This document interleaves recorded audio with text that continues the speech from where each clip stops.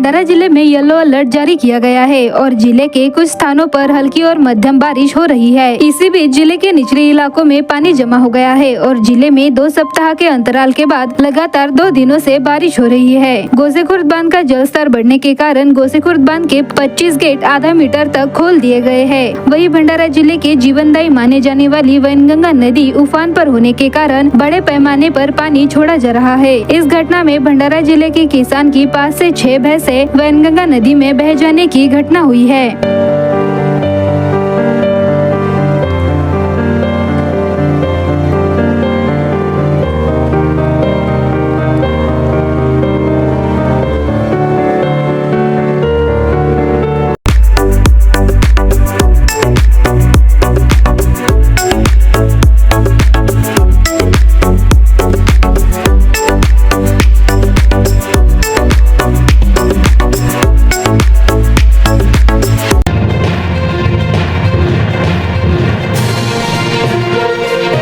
ठाणे जिले के बदलापुर की घटना के मद्देनजर मनसे अध्यक्ष राज ठाकरे ने भंडारा गोंदिया जिले के दौरे के दौरान 22 अगस्त को सुबह लगभग 9:30 बजे साकोली के पिछड़े वर्ग की लड़कियों के लिए सरकारी छात्रावास का औचक दौरा किया। इस दौरान hostel housekeeper Shahare, helper Koram, cook Chhagan Samrit, outsource staff Bhagyashree Lanjewar, Madhuri Dhoble, Kirti Kumbhare, Sanjana Tirpude, सुरक्षा गार्ड करिश्मा खोबरागड़े और बड़ी संख्या में छात्रा मौजूद थे। इस दौरान उन्होंने छात्रावास का निरीक्षण किया और पूछताछ की कि छात्रावास में सीसीटीवी कैमरे लगे हैं या नहीं। इसके साथ ही उन्होंने छात्रों और छात्रावास प्रशासन से विभिन्न मुद्दों पर चर्चा की। छात्रों से चर्चा करते हुए राज ठाकरे ने पूछा कि हॉस्टल में सभी सुविधाएं उपलब्ध है या नहीं, आपको भोजन कैसे मिलता है, क्या आपको कोई परेशान करने वाली बात है। कुल मिलाकर राज्य की स्थिति बहुत खराब है और लड़कियों को अपना ख्याल रखने और सतर्क रहने की जरूरत है। साथ ही बिना वजह हॉस्टल से बाहर न जाए। इस समय राज ठाकरे ने सलाह दी कि वे 6 बजे से पहले हॉस्टल में उपस्थित हो जाए। उक्त दौरे के दौरान साकोली के थानेदार संजय गायकवाड़ उपस्थित थे। उन्हें इस सड़क पर गश्त बढ़ाने का निर्देश दिया गया।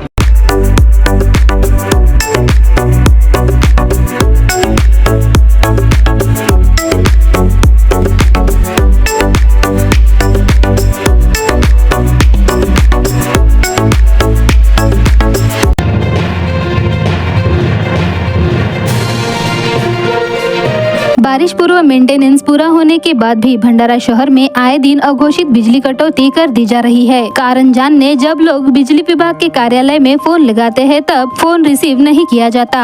नगर की विद्युत व्यवस्था चरमराई हुई है। व्यवसायियों और आम लोगों को काफी परेशानी का सामना करना पड़ रहा है, जिससे आक्रोश बढ़ रहा है। कुछ घंटों की बारिश और फिर धूप खिल जाने से उमस भी बढ़ गई है। वही 4 दिन से तेज धूप और बारिश की लुका छुपी से लोगों के पसीने छूट रहे हैं, लेकिन बिजली साथ नहीं दे रही है। घंटों बिजली गुल रहने से कई घरों में इन्वर्टर जवाब दे गए हैं। विभाग के अधिकारियों और कर्मचारी इतने लापरवाह हो गए हैं कि उन्हें जनता की तकलीफों से सरोकार नहीं है। इधर शाम के समय जब भी बारिश होने की संभावना दिखती है, हवा चलती है तो बिजली बंद कर दी जाती है। यह समस्या कई दिनों से बनी हुई है।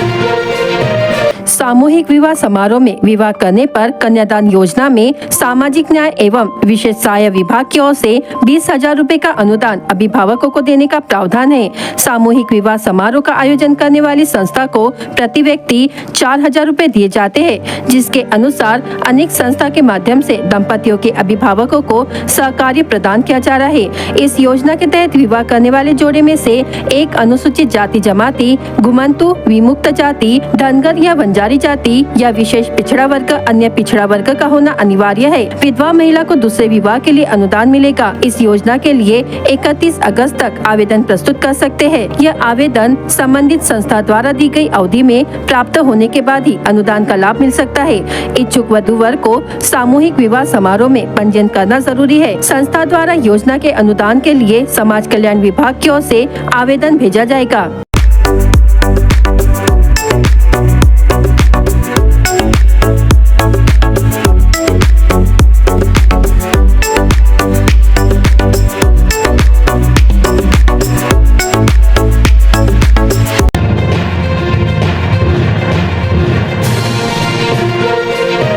मौसम विभाग के अनुमान के अनुसार जिले में 25 अगस्त को कुछ स्थानों पर बारिश की संभावना जताई गई है, जिसके चलते जिले में शनिवार 24 अगस्त कुछ स्थानों पर झमाझम बारिश हुई तो कुछ स्थानों पर रिमझिम बूंदे बरसी।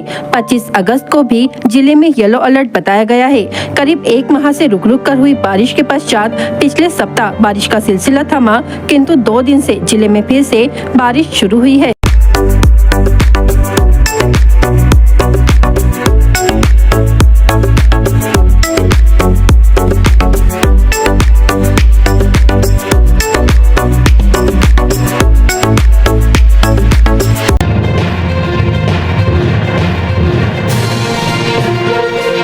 लाडक्या बहिणींचा आशीर्वाद आहे म्हणून महाराष्ट्रामध्ये महायुतीची सरकार आलेली आहे आणि पुढेही बहिणींच्या आशीर्वादाने महायुतीची सरकार आणू आणि राहिली साकोली विधानसभेची गोष्ट तर मला पक्षाने सांगितलेलं आहे। थोड्या मतांनी मागल्या वेळी नाना पटोले हुकले होते, आता ह्यावेळी हुकू देणार नाही। बघा असं आहे, तसंही आमच्या या बहिणींचा आशीर्वाद आहे म्हणून आम्ही भारतीय जनता पार्टी आणि महायुतीची सरकार या महाराष्ट्रामध्ये आलेली आहे आणि पुढेही आमच्या सगळ्या लाडक्या बहिणींमुळेच आम्ही परत महायुतीची सरकार या महाराष्ट्रामध्ये आणू।